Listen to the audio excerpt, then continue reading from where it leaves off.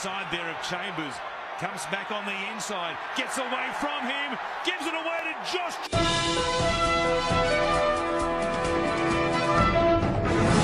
To some developing news, a boat believed to be carrying 105 asylum seekers has capsized north of Christmas. 100% poreless perfection has arrived. New Dream Liquid Mousse I want to drive. Charger. Man's last stand. I think I can probably say I have a bit of sex appeal.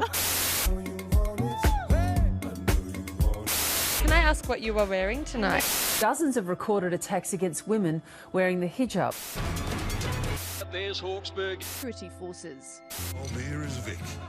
Victoria Petter.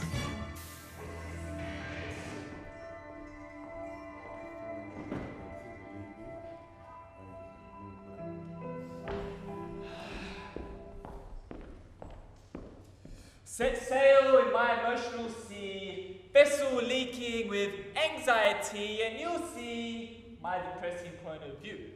For I work harder than the greediest crew to earn enough to make do. My work is the greatest bore, bones ache, muscles sore, yet your wallet is a whore. Flirted every single store, bank balance a cold war, I can't pay for it anymore. Waves of misery crash into me, your love as cold as the North Sea, our marriage is slowly sinking deeper and deeper. I used to think I netted a keeper, now look at you, I see the grim reaper, black robe, sickle and empty eyes, ears bleed from razor lies, death in a beautiful disguise, controlling me with what's between your thighs. I hated the way our love tasted, needed to be constantly wasted. The only discussions with Satan, suicide, a temptation. Our tears created the sea. Pity for worthless loyalty. I treat our kid like royalty, my only real priority.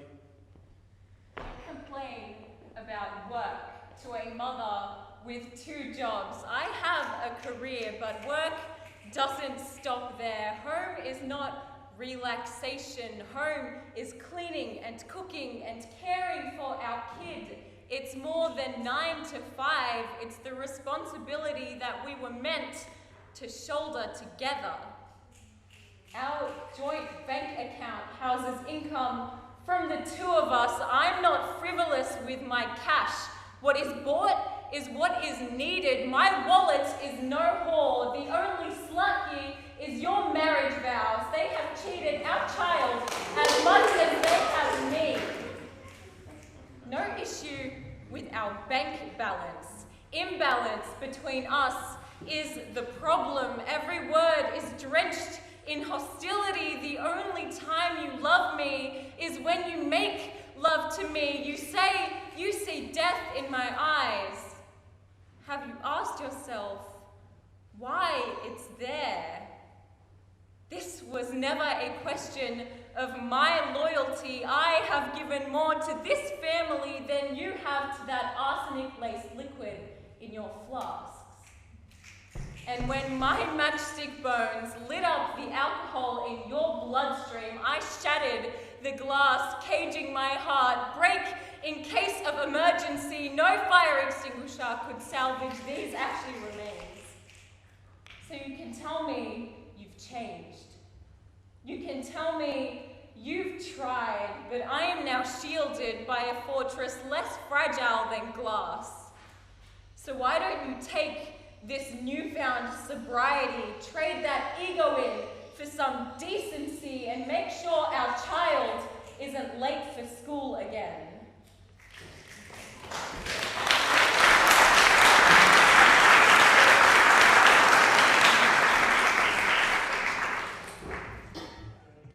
Bitches and Timbs and sweaters, and we always argue about the same thing. They tell me why we gotta argue about the same thing, well. Nobody's perfect, nobody's perfect, eh? Hey, sorry that I couldn't take you to school today, but I'm already running late, so... You can meet your friends at the bus stop, right? Yeah. Have a good day at school. Nobody's perfect, eh? Hey, but you're perfect for me.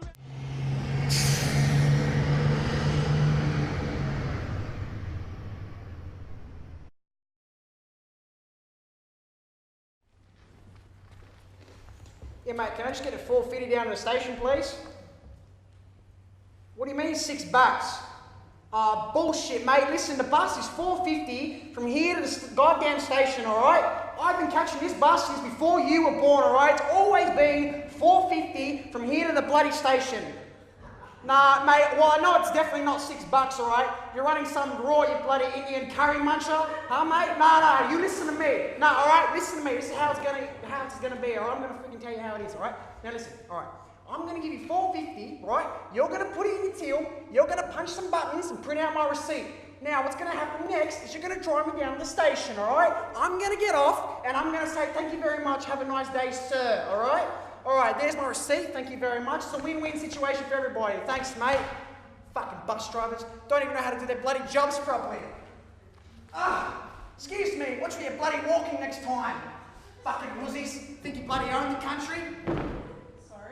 Yeah, you heard me, that's right. This is our country. You don't belong here. Go back to where you came from.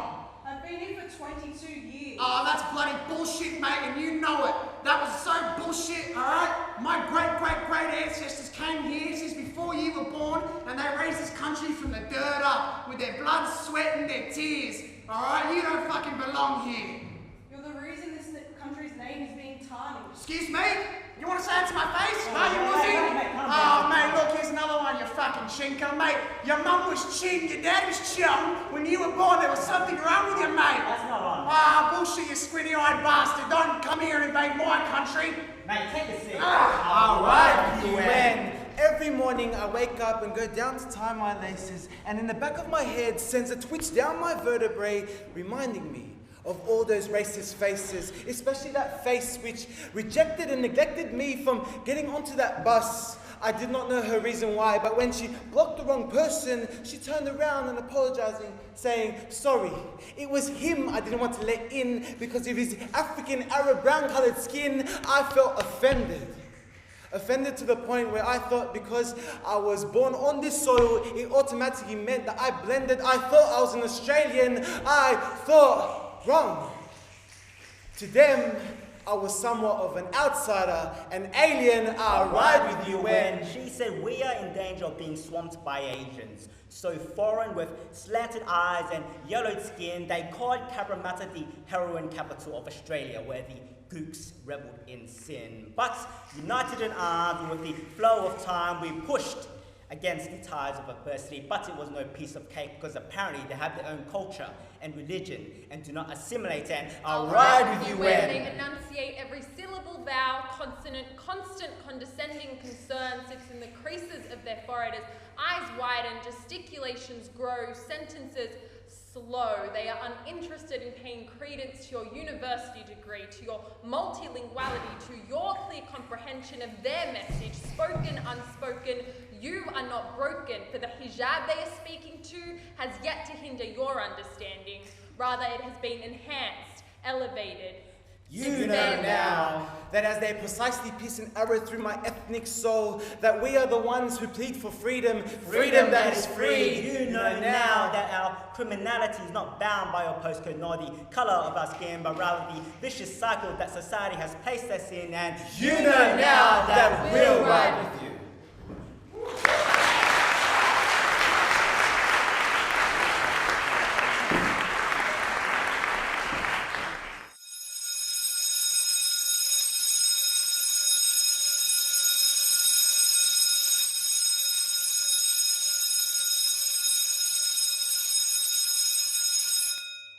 Bro, how good was the game last night? Man, it was insane. I can't believe we made it to the semi spot. It's about time. I know, right? But honestly, that breaking news...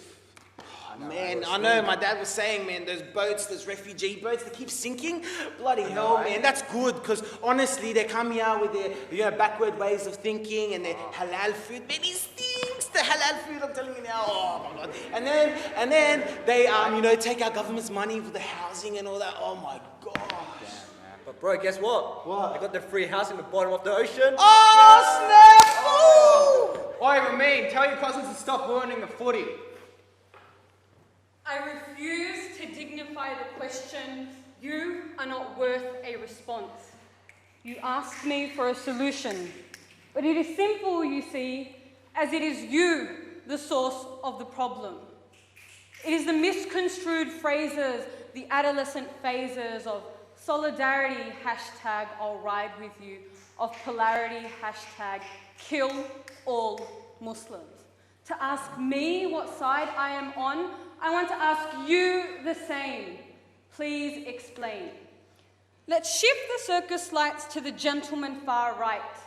How do you feel when individuals of your own skin have been responsible for the colonization of India, the genocide of Jews, murder over Yemeni skies, rape of altar boys, and recession worldwide? You shuffle up in your seat, you blush up to the brightest red. Hairs up, sweaty limbs. Society cannot operate on a barometer calibrated to your settings, of stereotypes that make you comfortable, of moral compasses skewed, common sense diluted so much so that apparently the war on terror requires terror on innocence. Remember her, that green-eyed girl on that National Geographic cover. We do not know her name. To us, her green eyes are another anomaly of the Eastern world. She is the girl who fears clear skies. Silence translated to a nervous panic. Destruction so common, they do not bother to rebuild homes. Death imminent, so there is a graveyard in her yard. To you, another casualty in a game called Bug Splat. But to me, hope fades. What ifs remain? Bitterness stays. I refuse to condemn, I refuse to apologize. For I am the girl who wonders what could have, would have been if the fog had cleared a bit early.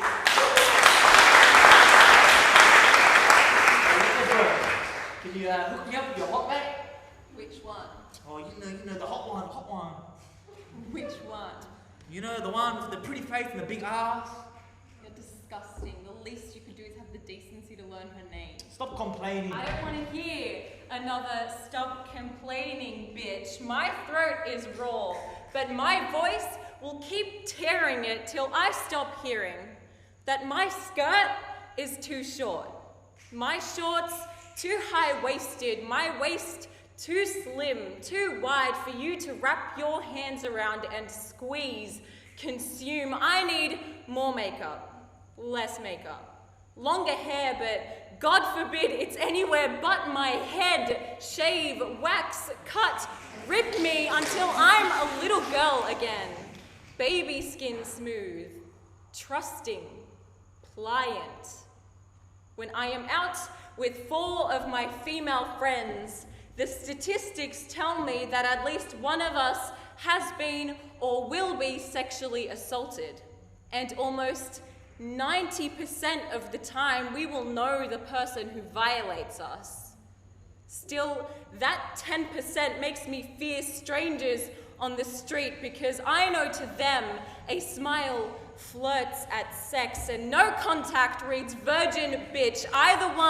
Neither one a true invitation, but either one their motivation, aggravation, no consolation. They laugh and it becomes humiliation. Our mere existence, their temptation. Fulfill me, fix me, tame me, choke me. You will never be the one that broke me. I will bite any hand that covers my mouth. I know my voice, and it screams, it shouts. I will not apologize for your lack of control over me.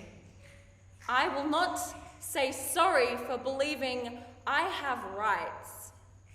I will not bite my tongue when you say I'm too young to understand. Because if I am old enough to get catcalled on the street, I'm old enough to know whether I'm asking for it. On the red carpet, ask her more than the name of her dress's designer or who did her makeup. Ask her how she's feeling, what she's learnt from this film, and how she's grown from this experience. In the Senate, comment less on her sex or her gender, or how she styled her hair today. Listen to what she's saying, hear her ideas and policies. Stop scoffing at the thought of women in power. On the tennis court, stop focusing on the length of her dress or the groans of exertion that you twist into sexual pleasure. Look at the way she plays, her skill spilling across the arena. Don't ask her to give you a spin. Ask her how it feels to win.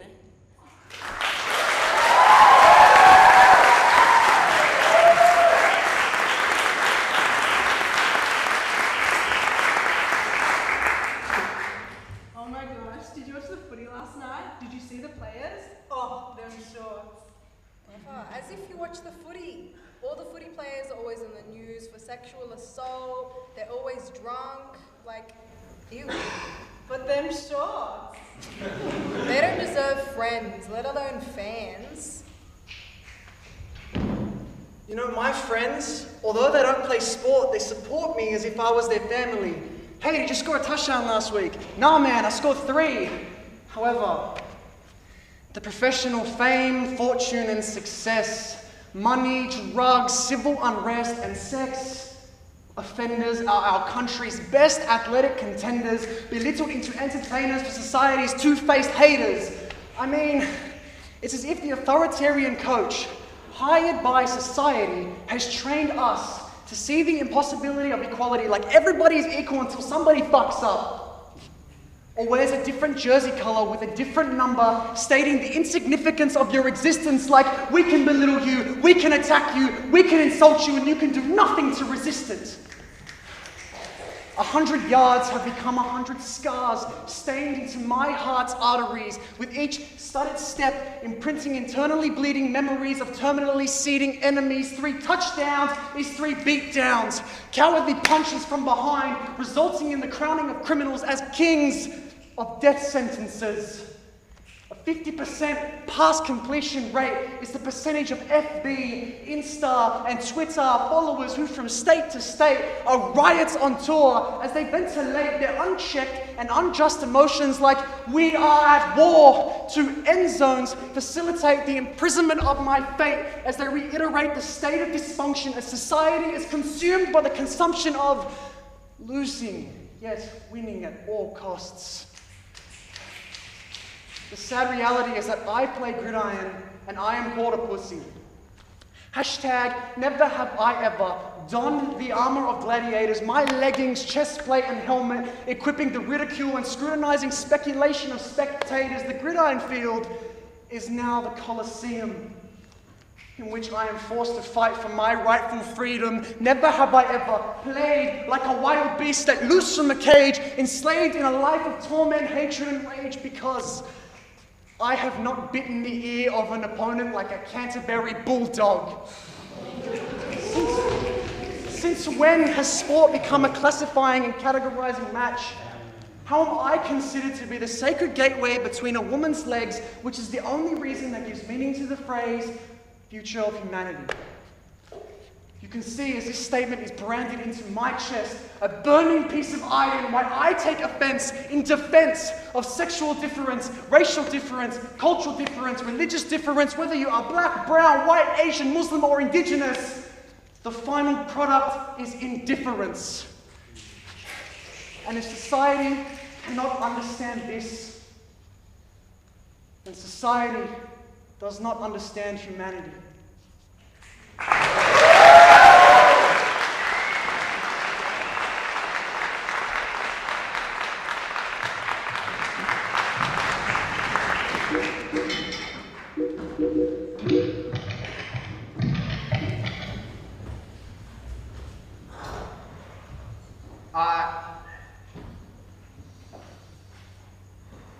Every pixel, a pistol. Camera loaded, action shot a barrel.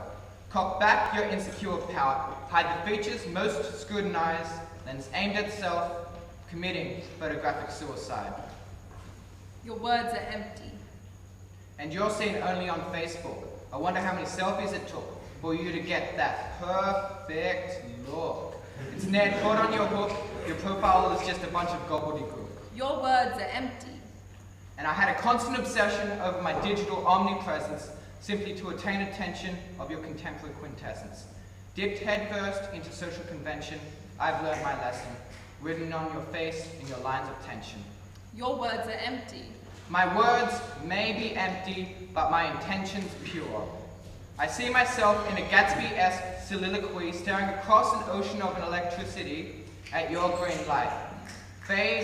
Our hope fades into obscurity, enveloped by your promiscuity. No longer will I strive to paddle upstream along the eastern river of your computer screen. No longer will every ripple send shockwaves of pixels along an electrical trajectory. No longer will I be incarcerated in your online penitentiary, forever lost in your virtual memory. Your words are empty. The combination of faux LOLs, XOs, and OMGs, infused with a selection of emojis, have been tapped into a virtual world. Only a fraction of this real world. They are intangible, untouchable, unfathomable to many. Your words are empty. Not just because there's a half-drunk drink sat beside a semi-complete Sudoku, a metaphor of sorts, for you are half-drunk on my empty tappings, your feelings are semi-complete, much like my response. The ... appears, disappears with the tap, pause, retract. Now I pause, snapping from the virtual to the tangible, the touchable, the fathomable. The dots have disappeared now. A scene 733 left in their place, reconciling the seen and unseen. This is obscene. It seems that my selfie's been misunderstood. My pout isn't insecure. This screen isn't the only expression of my emotion, but your words are empty. And no, a K won't cut it.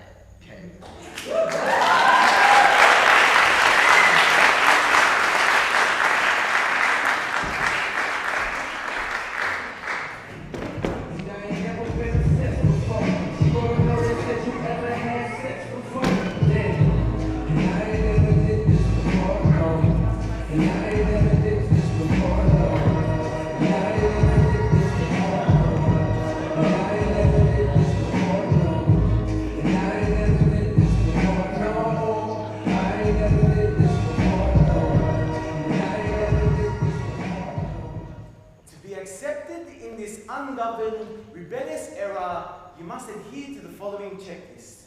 Check this out. Look, guys, we need 2 kilos of gel to apply publicly our red forest hair. And bro, don't forget about the cologne. They love the expensive one. David Beckham. Oh, very nice hair. Very good. And then, don't forget, you gotta wear the extra small polo pumpkin-sized t-shirt to exaggerate the biceps, you know what I mean? And don't forget the girls, they like the elevated tall guys, so don't forget the Nike Airs, huh? What else are we missing from the guys like that? Let's see. Phone? Check. Wallet? Check. Confidence? Pending. What? Confidence? Buffering. Expectations? Pending. Oh my goodness, this checklist is all over the place. Guys, listen. Confidence? Pending. Expectations? Buffering. Who are we kidding? I ain't never did this before. I don't wanna do this no more. No, I ain't never did this before. I don't wanna do this no more. No. Fake hopes, hopeless goals. I need to be a chest up with a masculine mold. My friends think I need a girl to be made whole, but they don't know I'm homely. So come on, let's face the facts. Bystanders have lowered our standards, morals forgotten, respect begotten, values diminished. So let's distinguish. I no longer need to act all sleazy just to please me. So please take it easy. Peer pressure, no longer fees me. I am no longer a piece of the master, for I am a masterpiece.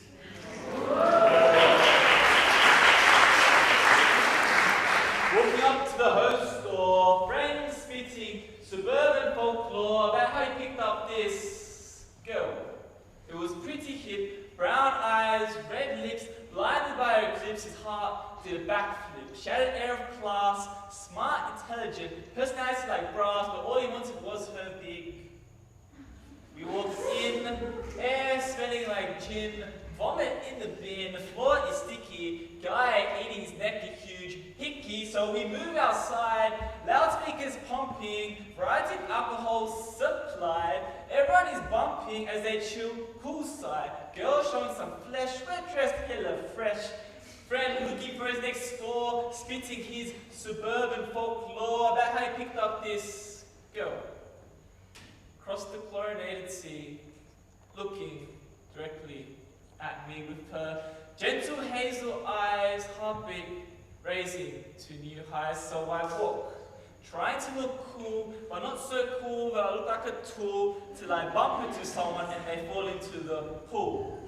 Chaos erupts, alcohol corrupts the state of mind, drugs blind, the conscious fought, the new war is fought. The backyard explodes to violence, the finest army of mindless drunks, fighting from fear, there's no humans left here, as we tear apart the resistance. This is the cornerstone of our intelligence. As I retreat, blue or red light up the street, run from inquisition, run, to my legs are sore, tonight's event's merely an addition to my friend's suburban folklore.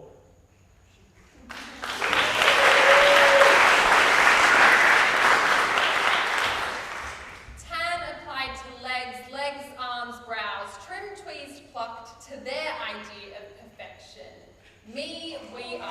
Girls, not yet women, who believe that having the life sucked out of us is our ticket to their hearts. Concealer applied, sleepless nights forgotten, winged liner elevating our perspectives only to be limited by the weight of our false lashes, giving me, we, us, false immunity from their stares of hunger.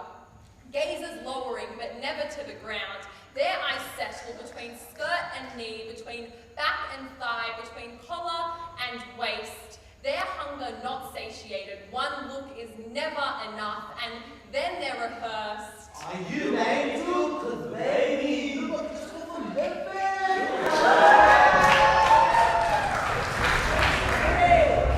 Reminds me, we, us, to unzip our hearts from our sleeves, to reapply our lipstick, our only shield. For these boys, not yet men, have hands that hold arrogance and aggression, have minds that offer no more than bland conversation, and have smirks that girls, willingly molded to their idea of perfection, will keep falling for. And that is the cornerstone of our intelligence. One quick look at each other's anatomy, or no look at all, is our version of harmless fun.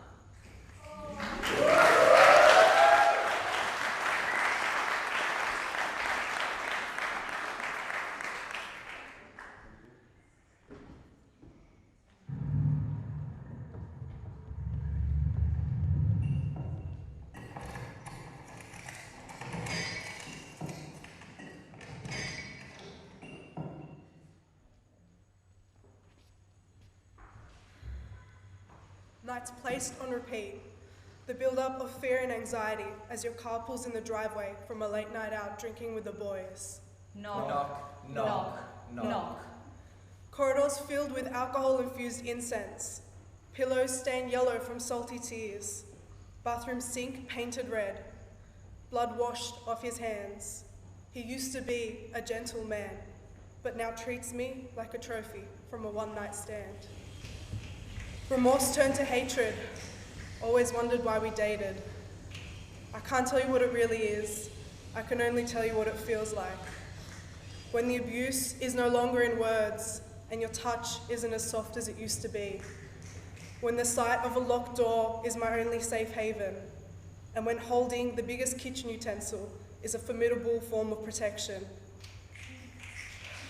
You cry out the words, "Baby, I'm sorry, it'll never happen again." And repeat, and repeat, and repeat. I am a righteous king, making a claim of your land, exploiting it for all that it is worth, reaping its crops, salting the earth. Your nation raises a white banner, My ego proceeds in an artistic manner, blending hues of brown-eyed blues, crimson, violet, violently imprinting on your canvas a war-torn horizon, where I am not accustomed to the native tongue of excuses, yet she screams, painting a linguistic portrait of my tyranny. Get your hands off me! Words uttered, criticizing the calloused hands from sculpting her figure, molding mountain ranges, forming, gushing vermilion rivers that trickle down her listless arms, writhing fingers I breathe out. Alcoholic vapor lingers. What is a woman without me? What is a woman? Who cannot hold on to her partner. What is a woman? Who cannot bear sacrifice in silence. What is a woman? She asks herself over and over. Is she the woman who suffocates words, invisible bruises, enveloping those hues of blue and red? Is she the woman who gulps back salty tears with every single thought? Is she the woman whose lips quiver with fear when they ask her, "Are you all right?" Her lips inch open, heavy breath, long pause. She clenches her wrist the same way she did as a child, so her mother wouldn't scold her for being reckless on the swings. Her grazed knees sting with pain. "I'm fine, thank you," she clarifies with a broken smile. Because the fact is that an existence with the truth is not the one where the truth will set you free, but it is an existence of scorned look, of tainted touch, where they think human contact will see her skin when an embrace is all she yearns for. It is the panic-ridden height of her sight, her hearing, her speech, as she seeks a friendly face, but to no avail. She releases her wrist, but as she does, she grasps onto the thought that an existence with the truth would be worse than the truth itself. Words spoken after the violent retaliation to the question, "Where have you been all night?" If I knew such questions were to arrive, never would have come home that night, ultimately never resulting in a fight. Because you see, I am no saint, but next time I will try to show some restraint. No longer will your blood dry on the walls like fresh paint. No longer will you cringe in fear at the sight, because we will no longer fight.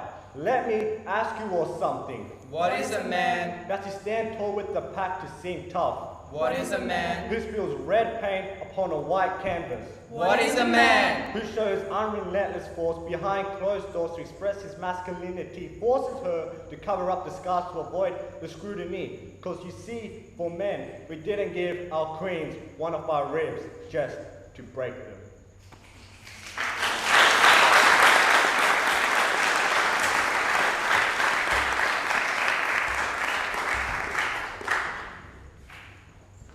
In front of your house, there are numerous cars, dressed in their finest coat of paint, barely standing, shivering amongst the warmth of that one truck.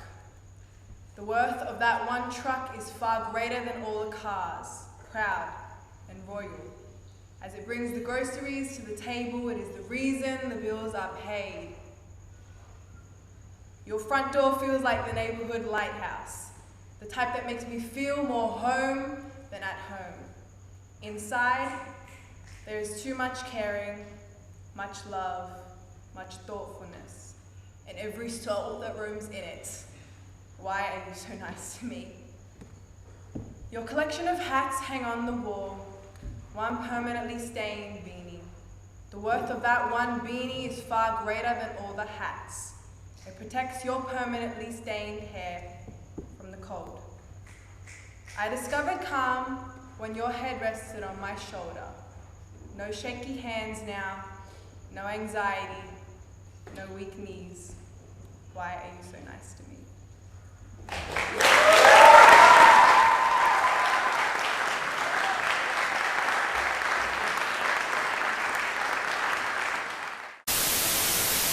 Well, each year more than 130 Australians, mostly women, are murdered by someone close to them.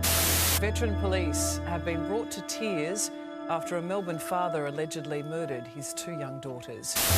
Luke Batty, the Tyab schoolboy whose senseless death touched hearts around Australia. The estranged husband of a young woman who was stabbed to death in Western Sydney has been charged with her murder. The body of 26-year-old Layla Alavi was found yesterday morning in the underground car park of a shopping centre at Auburn.